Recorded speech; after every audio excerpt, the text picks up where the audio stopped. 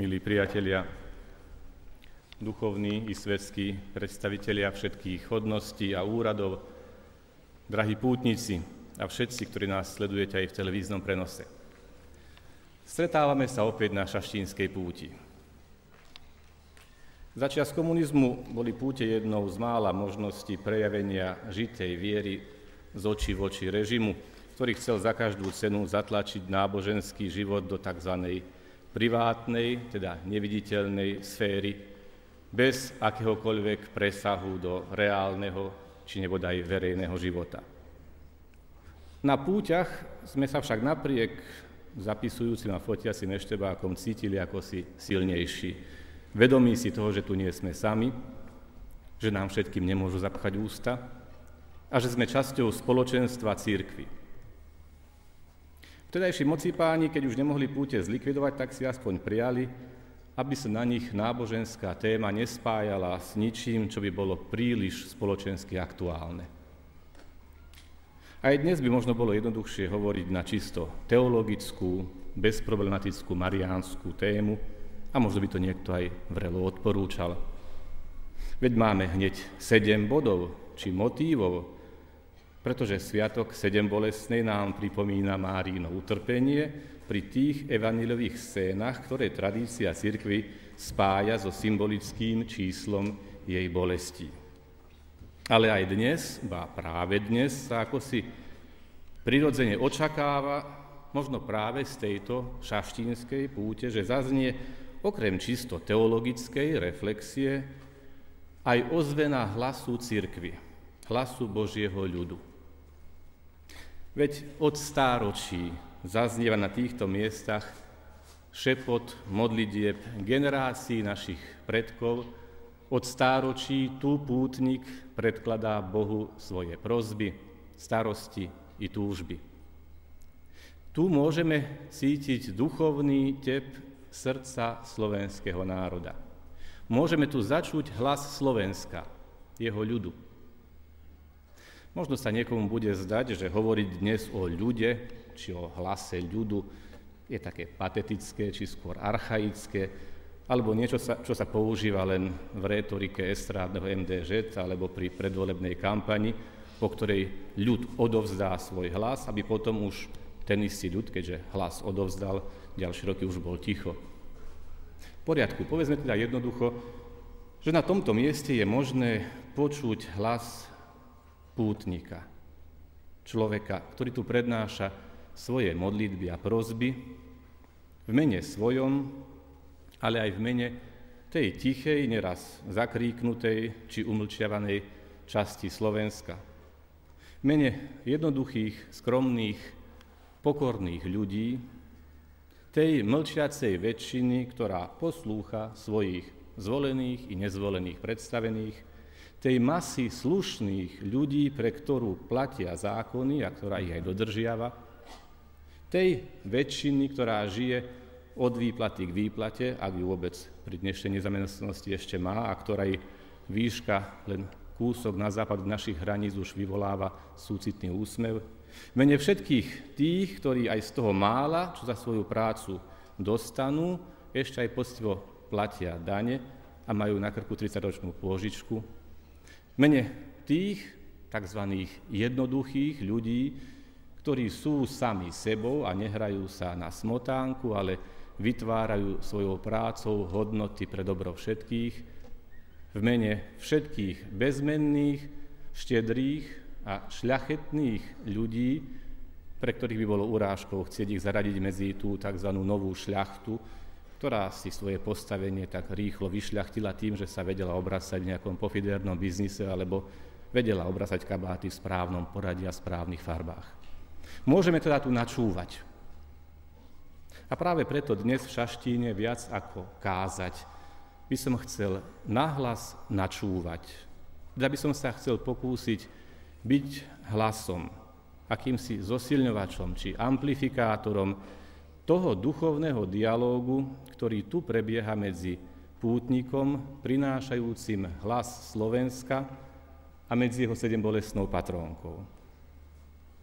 Drahá Panna Mária, prichádzame zložiť k Tvojim nohám pod kríž tvojho syna naše osobné i spoločné bolesti, naše obavy i túžby. Pred obraz tvojich 7 materinských bolestí chceme predložiť to, čo cítime ako naše bolesti, ktoré sa dotýkajú našich životov. Je to v podstate možno zoznam 7 bolestí Slovenska. Zoznam strát, ktoré nám hrozia, alebo ktoré sme už viac či menej závažným spôsobom utrpeli na našej osobnej i spoločnej púti životom. Prvou je strata nadšenia, radosti a životného optimizmu. Cítime sa unavení z každodennej jednotvárnosti života, z rutiny, z nudy, zo strachu o budúcnosť, z pocitu bezmocnosti. Už vlastne ani nevieme, čo by ešte mohlo pozdvihnúť tú našu blbú náladu, ktorá sa šíri ako mor a otravuje vzduch, ktorý dennodenne dýchame. Starší si šomrú, hádam to už nejako dožijem. Celý život sa driem a čo mám z toho? Hundre, stredná generácia. A mladí, pokiaľ nechcú podľahnúť apatii pred obrazovkou počítača či televízora, alebo sa neuspokoja s povrchnými a falošnými životabudičmi kedysi slávnej trojice, sex, drogy, rock'n'roll, tak si neraz hovoria, poďme kam si preč z tejto krajiny, možno to bude inde lepšie. Prečo? Aj preto, lebo zamestnanie a bývanie, tieto dva veľké životné otázniky doliehajú ako nočná mora či ako balvany, najmä na mladých ľudí, ktorí by si radi založili rodinu a ktorí sa pri svojom štarte do života cítia neraz osamotení, nedostatočne podporovaní a nemienia sa uspokojiť s nejakými odrobinkami ľúbivých benefitov reklamne rozdeľovaných zo spoločnej kasy, keď vidia, že chýba účinná a komplexná podpora mladej generácie. Ale viac ako ekonomika a jej problémy, ktoré boli aj budú, dolieha na všetkých strata dôvery, nadšenia, optimizmu. Navonok sa bavíme. Podľa ponuky televíznych zábavných programov by sme sa mohli v podstate aj uzabávať až k smrti. Ale napriek tomu sme stále smutnejší, bezradnejší, apatickejší. Pesimisti hovoria, že horšie už byť ani nemôže. Optimisti hovoria, že môže a ešte istotne aj bude.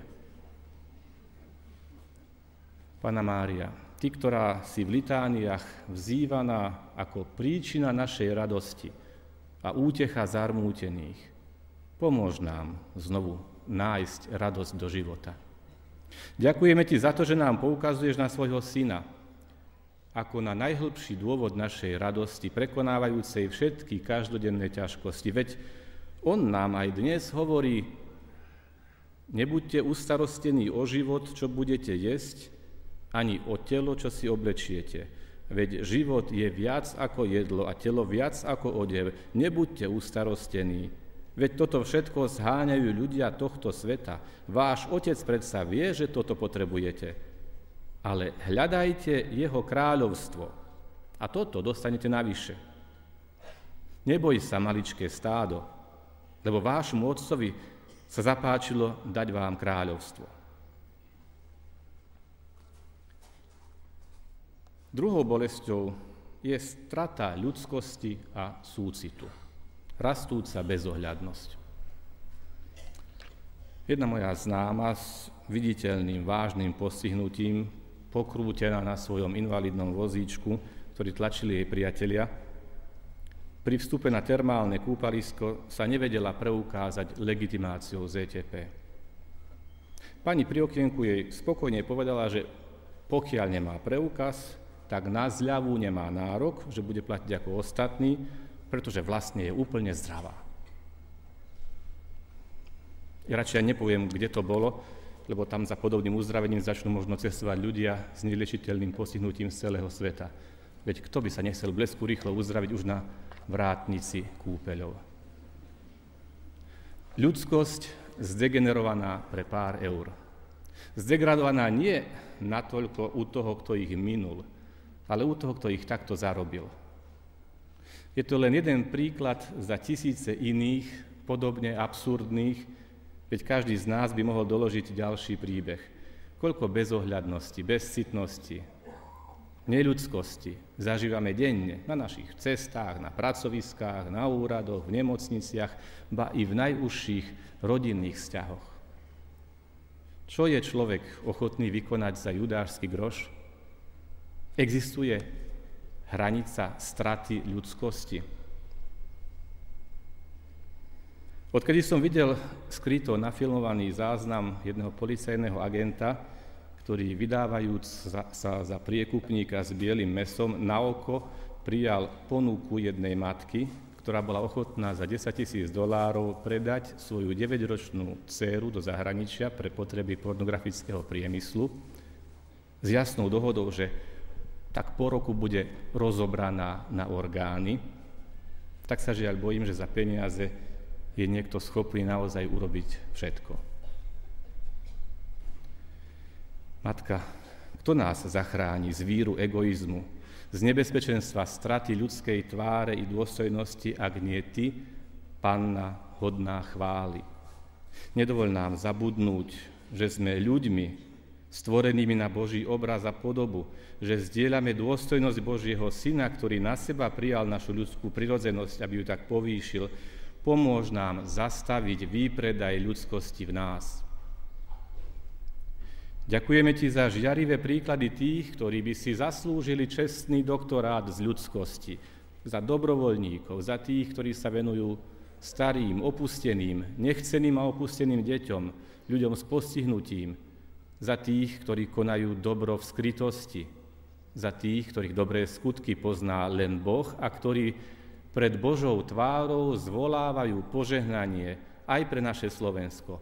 Požehnanie, ktoré prevyšuje a odzbrojuje akékoľvek zlorečenie a prekliatie, ktoré zvolávajú na seba aj na celý svet ľudia bezcitní a neľudskí.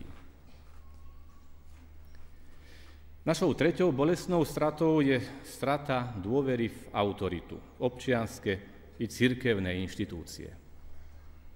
Za účinnej asistencie všetkých, i tých, ktorí by mali byť jej nositeľmi, sa čím ďalej tým viac vytráca prirodzená autorita, a to v rodinnom i občianskom živote, ba i v živote cirkvi.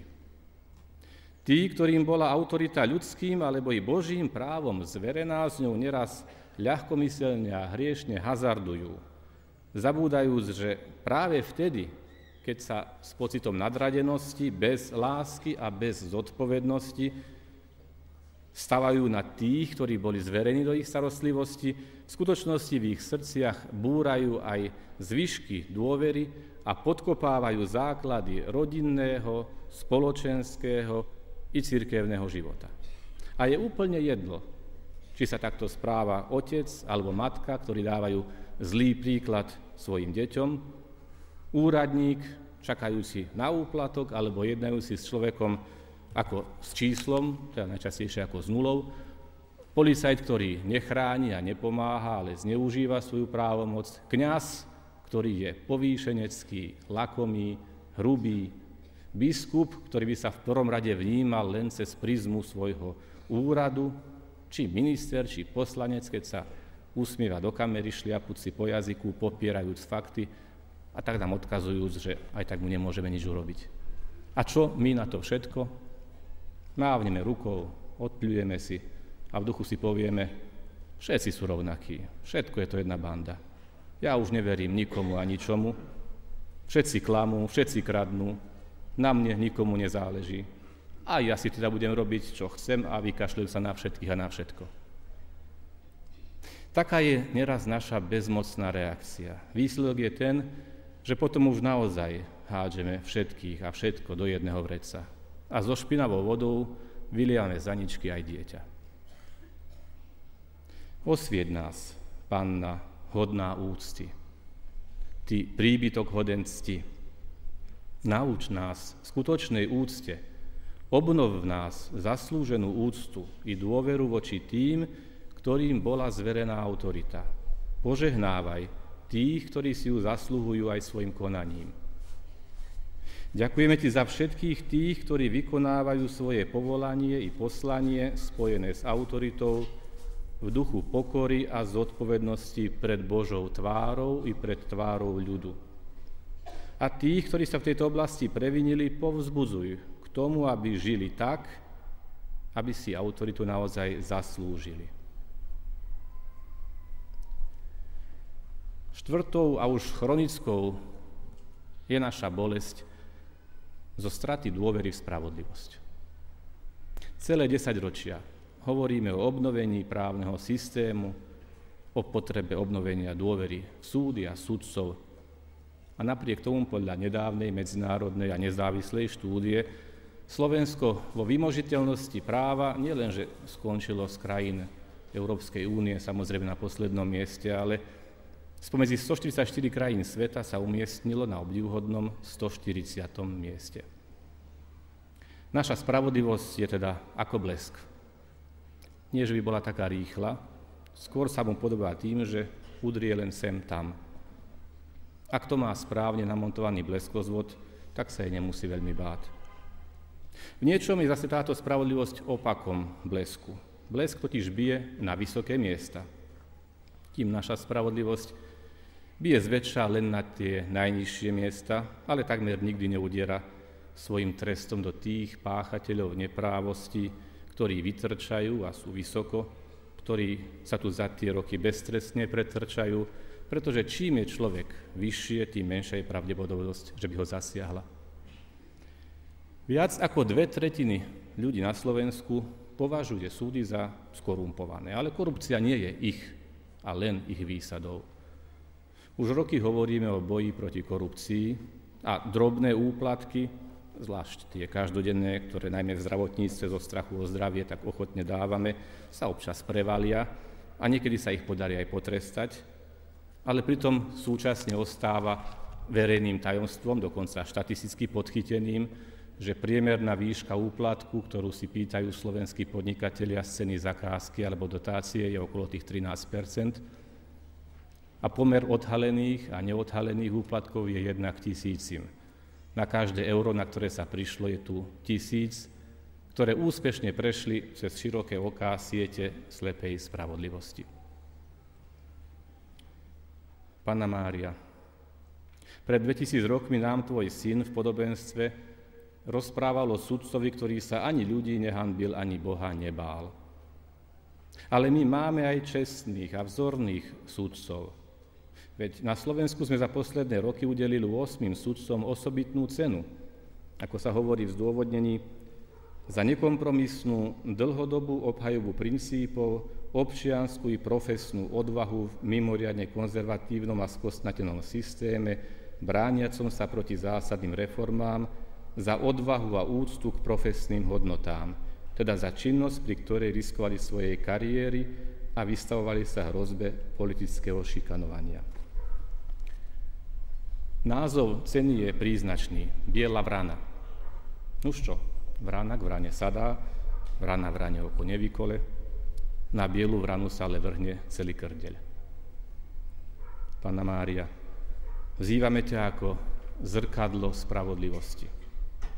Daj nám dožiť sa čias, keď naša spravodlivosť nebude len pokriveným zrkadlom našej vlastnej úbohosti, ale keď sa u nás každý služobník spravodlivosti bude môcť spokojne pozrieť do zrkadla čistého svedomia, keď sa aj u nás obraz a úloha sudcu bude spájať skôr s predstavou vznešeného orla, vysoko sa vznášajúceho, kontrolujúceho ostrým zrakom svoje územie a nie s predstavou krdľa krkavcov krákajúcich kdesi na mestskom smetisku, či vrán vyďobávajúcich zo svojho stredu prípadnú bielu vranu. Hlboko vnútri nás zasahuje bolesť zo straty dôvery v dané slovo, v lásku, v rodinu. Pred vyše štvrtstoročím na našich uliciach a námestiach sme snívali krásny sen a spievajúc sľúbili sme si lásku, sľúbili sme si vravieť pravdu len, sľúbili sme si vydržať, sľúbili sme si nový deň. Dnes sa nám chce povedať, že po našich uliciach už odvtedy prešli veky a žiaľ, zobudili sme sa z onoho krásneho sna. Koľko týchto našich sľubov sa ukázalo len prázdnym slovom. Nedodržanie daného slova nie je ale niečo, čo by sa týkalo len verejného života či nášho správania sa na verejnosti. Vierolomnosť, klamstvo, podvod sa stali takým samozrejmým v každej sfére, že humpľujú aj tie najdôvernejšie ľudské vzťahy. Polovica z tých, ktorí si v úprimnom nadšení sľubovali manželskú lásku na veky, toto svoje slovo zobrali naspäť. Spreneverili sa mu v tej či onej forme, vnútornou zradou či vonkajším rozbitím zväzku. Vernosť danému slovu, zodpovednosť, vytrvalosť. Tieto hodnoty sú náročné a často boli ohrozované. Dnes sa dostávajú do krízy ešte ďalším osobitným, novým spôsobom. To sa prejavuje aj v tom, koho máme dnes pred očami ako naše vzory. Celebritami a hviezdami sú dnes skôr finanční žraloci ako nasledovníci matky Terezy. Skôr nejaká zlatokopka ako verná Hajníková žena. Skôr ulízaný playboy, než verný manžel. Alebo v lepšom prípade si necháme našu citovú sféru formovať gíčovitými telenovelami turecko-latinskoamerického typu. Panna verná, ty si dala pri zvestovaní Anílovi svoje fiat, staň sa. A nikdy si svoje slovo neodvolala. Ani si sa mu nespreneverila. Nauč nás vernosti danému slovu. Nauč nás ctiť si dané slovo. Kráľovna rodiny, pomáhaj našim manželom žiarlivo strážiť dar vernosti a vzájomnej lásky. Ďakujeme ti za žiarivé príklady ľudí, ktorí s Božou pomocou ostali verní svojmu slovu. Za rehoľníkov, rehoľnice, ktorí prežívajú verne svoje zasvetenie a slávia tento rok, rok zasveteného života. Ďakujeme ti za povzbudivý príklad mladých, zamilovaných ľudí, verných snúbencov, napríklad aj tých, ktorí tu prichádzajú na Deň svätého Valentína, odovzdať si sľub lásky v predmanželskej čistote. Ďakujeme ti za manželov, ktorí aj tu prichádzajú prosiť a ďakovať za dar života, ktorí ho prijímajú s vďačnosťou a pokorou, za tých, pre ktorých je nová kolíska vzácnejšia ako dovolenka v Chorvátsku alebo nové auto v garáži. Ďakujeme ti za tie rodiny, ktorých sa slovo ešte naplňa svojim významom, teda v ktorých otec je otcom, matka matkou, syn synom a dcéra dcérou, ktoré sú označované ako tzv. Tradičné, teda bez onej príslovečnej fantázie, ktorú v tejto oblasti hrdo reprezentuje dúhovo pestrý rad antropologicko-matematických kombinácií a variant. Ďakujeme ti za žiarivé príklady manželov, ktorí vytrvali vo vzájomnej vernosti po celý život. Ďakujeme ti za všetkých tých známych i neznámych ľudí na akomkoľvek poste verejného i privátneho sektoru, u ktorých áno je áno a nie je nie. Ďalšia bolesť je trochu nová, ale o to akútnejšia. Je to bolesť zo straty žičlivosti a štedrosti, zo straty solidarity. Pri pohľade na stav spoločnosti v posledných mesiacoch s prekvapením pozorujeme, ako ľahko a rýchlo dokážeme potlačiť v našich srdciach súcit, štedrosť a solidaritu. Stačí sa pozrieť na to, ako príval bezcitného strachu za pár týždňov zmenil všeobecný ľudský cit v tomto národe, ktorý sa vždy považoval za pohostinný. Pamätáte, samo Chalúbka o našom národe hovorí: zvyk náš nie je napádať cudzie vlasti s bojom, Sloven na svojom seje, iž nielen na svojom cudzie nežiada, ale keď na naše dvere zaklope ruka cudzia v úprimnej dôvere, kto je, ten je, či je on zblízka, či zďaleka, vodne v noci na stole dar Boží ho čaká. Nuž Chalúbka naozaj patril k romantickým básnikom. Za pár mesiacov sme naše srdcia zatvrdili obavou, ktorá vidí v každom, kto klope na naše dvere, v každom utečencovi bez rozdielu, len potenciálneho teroristu alebo špekulanta, zabúdajúc na to, že aj od nás sme periodicky migrovali kvôli chudobe i kvôli politickému útlaku. A že aj dnes 10 000 našich rodákov si tiež hľadajú obživu a lepší život v zahraničí. Slováci žijúci v zahraničí oprávnene považujú za hrubú nespravodlivosť, ak by ich niekto automaticky hádzal do jedného koša s tými kriminálnymi živlami, hoci ako vieme, aj takými naša vlast občas obohacuje európsky kultúrny priestor. Ja žijem už 10 ročia v cudzine. Doma som bol odsúdený ako emigrant. A vonku som sa tiež netešil z toho, ako so mnou niekedy jednala cudzinecká polícia. Napríklad, keď som po 17 rokoch bol predvolaný, by som odozdal identifikačné otlačky prstov. A tiež ma ako Slovana dosť bolelo a bolí, keď som sa stretával s tým, že pre Taliana niekedy slovo Slovan je používané ako synonym na označenie tej osobitnej skupiny prišelcov, ako hovorí, že bandy Slovanov, väčšinou z Balkánu alebo z inej časti východného bloku, ktorá sa vyznačuje neprispôsobivým štýlom života so zvýšenou mierou kriminality, drobnými krádežami či otravným pouličným žobraním a okrádaním turistov. Samozrejme, nemožno zľahčovať ani romanticky zjednodušovať. Poriadok, dodržiavanie zákona a prijatých pravidiel, rozumné zváženie ekonomických i kultúrnych kritérií, skutočnej potreby, vlastných možností, ako aj reálnej pravdepodobnosti a nevyhnutnosti kultúrnej, spoločenskej i duchovnej integrácie migrantov. To všetko je potrebné všestranne brať do úvahy pri hľadaní odpovede na komplikovaný problém explózie migračnej vlny, ktorá začína podmývať základy spoločného európskeho domu i jeho identity. To je ťažkou a zodpovednou úlohou politikov, odborníkov na bezpečnosť, ekonómov, sociálnych pracovníkov. Ich prácou, ich povinnosťou je hľadať optimálne riešenie. V prvom rade konkrétnou snahou pri odstraňovaní hlavných dôvodov migrantských explózií ako najlepšiemu spôsobu predchádzania chaotickej migrácie. Ďalej účinnou a solidárnou medzinárodnou pomocou už v domovských krajinách s vytvorením a rešpektovaním spravodlivého mechanizmu posudzovania žiadosti bez toho, aby sa celý proces ocitol v rukách prevádzačských mafií alebo stal nástrojom politického vydierania. Áno, je oprávnené, ba nevyhnutné brať do úvahy toto všetko a ešte mnoho iných aspektov, ktoré tu nie je možné vymenovať a už vôbec nie nejako jednoducho vyriešiť. To ale, čo nás duchovne trápi a znepokojuje, nie je tak technický mechanizmus riešenia problému migrantov, ale vnútorná dispozícia ducha, ktorým k nemu pristupujeme.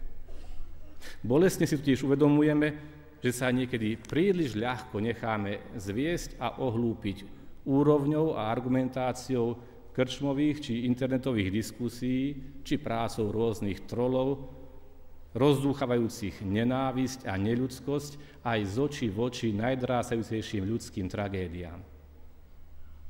Aj ten šialene vtipný internetový inzerentský súd, ktorý ponúkal 25 € za každého zastreleného migranta, je len špičkou ľadovca. A sám bol prekvapený, koľko vážnych uchádzačov z radov tohto holubičieho národa na jeho ponuku zareagovalo so záujmom. Nedovoľme, aby sa bezcitnosť skrývala za falošné vlastenectvo, za falošné pseudokresťanské nálepky, či za strach, že už zajtra bude dedinský či mestský rozhlas ohlasovať jajže Bože, strach veľký, padli Turci na Poníky, padli o polnoci, jajže Bože, niet pomoci, ľudia Boží, utekajte, zajať Turkom sa nedajte. Chráňme si svoju identitu, národnú, politickú, kultúrnu, duchovnú, náboženskú.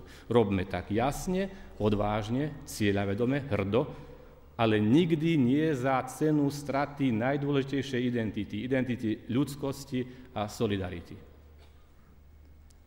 Panna Mária, vzývame ťa ako pomocnicu kresťanov i útočište hriešnikov.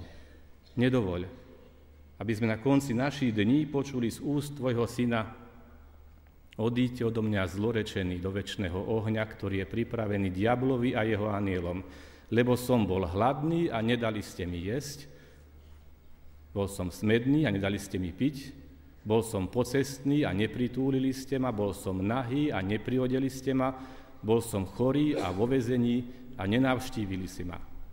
Veru hovorím vám, čokoľvek ste neurobili jednému z týchto najmenších, ani mne ste to neurobili.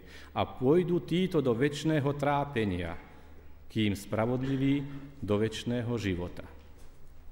Ďakujeme ti za všetkých tých, ktorí osobným príkladom, obetou, pomocou sú ochotní nezaprieť človeka v sebe. Ďakujeme ti za pápeža Františka, ktorý neúnavne búši do svedomia Európy, svedomia cirkvi na všetkých jej úrovniach. Ďakujeme ti za jasný postoj našich biskupov, kňazov, za tisíce dobrovoľníkov ochotných pracovať v teréne, za charitu i za všetky ostatné dobrovoľnícke i profesionálne organizácie, za ochotných veriacich i neveriacich, za stovky, ba tisíce rodín pripravených otvoriť svoj domov núdznym, za všetkých tých, ktorí pochopili slova tvojho syna. Čokoľvek ste urobili jednému z týchto mojich najmenších bratov, mne ste to urobili. Nemusíme sa pritom báť, že stratíme niečo zo svojho bohatstva. Francúzsky spisovateľ Paul Claudel povedal, že je niečo ešte smutnejšie ako strata bohatstva. Strata nádeje. To je pre nás najväčšie nebezpečenstvo a naša najväčšia bolesť. Strata nádeje. Ako obdivuhodne presne tým básnik zadefinoval situáciu, ktorá ťaží mnohých obyvateľov Slovenska. Strata nádeje na zmenu k lepšiemu, na zmenu našich osobných ťaživých situácií, na zmenu v ľudských vzťahoch, na zmenu nás samých. Nedostatok nádeje nás vedie k rezignácii, k životnému smútku, k depresii. Isté, máme celé školy psychológov, ktorí nás môžu skúmať i liečiť, ale to nestačí.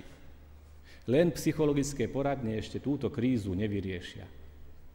Vie o tom svoje napríklad aj otec Marián, farár zo Žakoviec, keď zachraňujúc tých, ktorým už tento náš svet nedával nejakú nádej, nad ktorými už všetci symbolicky zlomili palicu, vytrvalo opakuje, každému treba dať nádej, lebo kde sa končí nádej, začína peklo.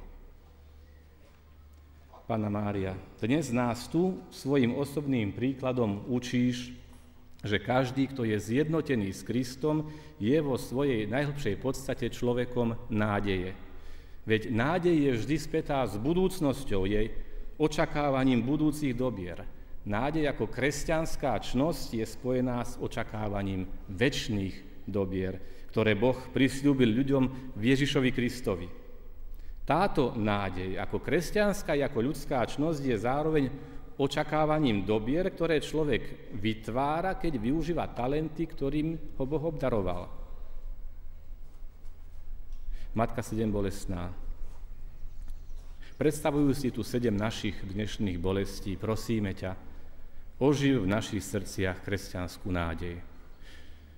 Učiň, aby sme boli naozaj vždy pripravení obhájiť sa pred každým, kto nás vyzýva zdôvodniť nádej, ktorá je v nás.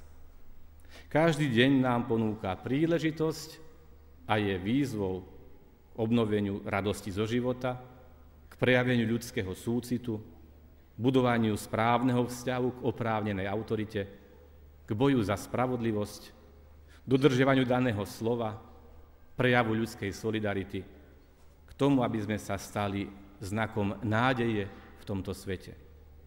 Túto príležitosť máme každý deň a každý osobne.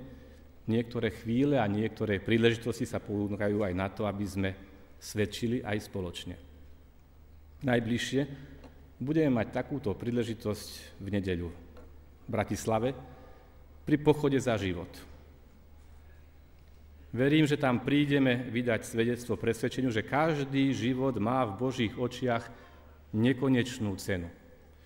Môj, jeho, jej, život utečenca udeseného v mraziarskom voze, život zajatca, ktorému pred kamerou odrezávajú hlavu pre jeho vieru, alebo len tak, na zastrašenie iných, život človeka s postihnutím, život človeka oslabnutého starobou či chorobou.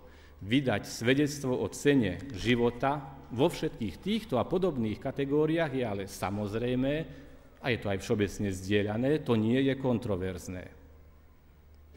Na spomienkový pochod pripomínajúci vraždu 5 francúzskych karikaturistov a ďalších obetí atentátu zo 7. januára, prišli v Paríži 2 milióny ľudí, veriacich i neveriacich, ktorí svojou prítomnosťou hlásali: dosť, nedovoľte, zastavte barbarské zabíjanie. Koľko sa nás zíde, veriacich i neveriacich, na pochode v Bratislave? Aby sme si pripomenuli tých 7500 nevinných životov, ktoré v minulom roku boli prerušené, či skôr teda ukončené v našich zdravotníckych zariadeniach rukami lekárov, ktorí vykonávajú potrat na želanie a na základe našich zákonov. Pred časom ako znak civilizovanosti sme v našich zákonoch zrušili možnosť udelenia trestu smrti aj pre tých najťažších zločincov. Nech by to boli hneď aj teroristi z parížskeho atentátu. V tých istých zákonoch sme ale súčasne paradoxne potvrdili možnosť legálneho zabíjania tých, ktorých jedinou vinou je to, že žijú a že ich tí, ktorí im dali život, na tomto svete už nechcú. A na zmenu týchto zákonov nie je politická vôľa. A za celé 10 ročia sa nenašlo ani 76 spravodlivých reprezentantov tohto ľudu, ktorí by tak učinili. Kedy už povieme dosť? Zrušte trest smrti. Nie len pre vinných, aj pre nevinných. Zaiste v týchto dňoch sa ozývajú a ešte len budú z rôznych strán ozývať podráždené hlasy: a prečo idete pochodovať za život nenarodených a nestaráte sa o narodených? Neprovokujte furt s tými potratmi. Nechajte nás na pokoji. Keď ste takí svätí, zoberte si každý domov jedného cudzinca, a keď ste takí útlosití, tak si zoberte aspoň po 3 decká z decáku a potom niečo hovorte. Vyriešite tým kopu problémov. Áno, aj to od nás Kristus očakáva. On sa obetoval za všetkých, on za nás zomrel za všetkých, on nás k tomu môže vyzývať, on na to má právo. Ale ako môže niekto, kto obhajuje umelý potrat, vyhlasujúc ho dokonca za právo, očakávať či žiadať prijatie núdznych cudzincov či cudzích detí, keď na Slovensku považujeme aj naďalej za znak sekulárneho pokroku to, že neprijímame, ale práve naopak zákonom dovoľujeme zabíjanie našich vlastných nenarodených detí. Aj na túto otázku chceme počuť odpoveď v Bratislave pri pochode za život. Verím, že ju dajú svojou prítomnosťou aj bratislavčania, veriaci, neveriaci, pretože verím, že bratislavčania nie sú o nič horší ako Parížania ani ako Košičania. Už teraz sa teším na stretnutie so všetkými v nedeľu. Dnes tu v Šaštíne sme chceli nahlas načúvať hlasu Slovenska. Slovensko má v znaku 3 vrchy a kríž. Jeho vrchy nám pripomínajú, že máme vystupovať do výšky, morálnej i duchovnej. Kríž je ukazovateľom, smerovníkom, anténou zachytávajúcou signál z výsosti. Slovensko, Slováci, Slovenky máme v znaku 3 vrchy a kríž a nie 3 opičky a hrable. Nevidím, nepočujem, nehovorím, hrabem len k sebe. Dnes sme tu chceli načúvať hlasu Slovenska, šeptajúceho 7bolestnej matke a jej umúčenému synovi svoje bolesti, radosti, obavy i nádeje. Otvorme tu aj naše srdcia, aby sme v nich zachytili, pocítili odpoveď, ktorú Kristus cez príklad svojej matky chce nechať zaznieť v našom vnútri.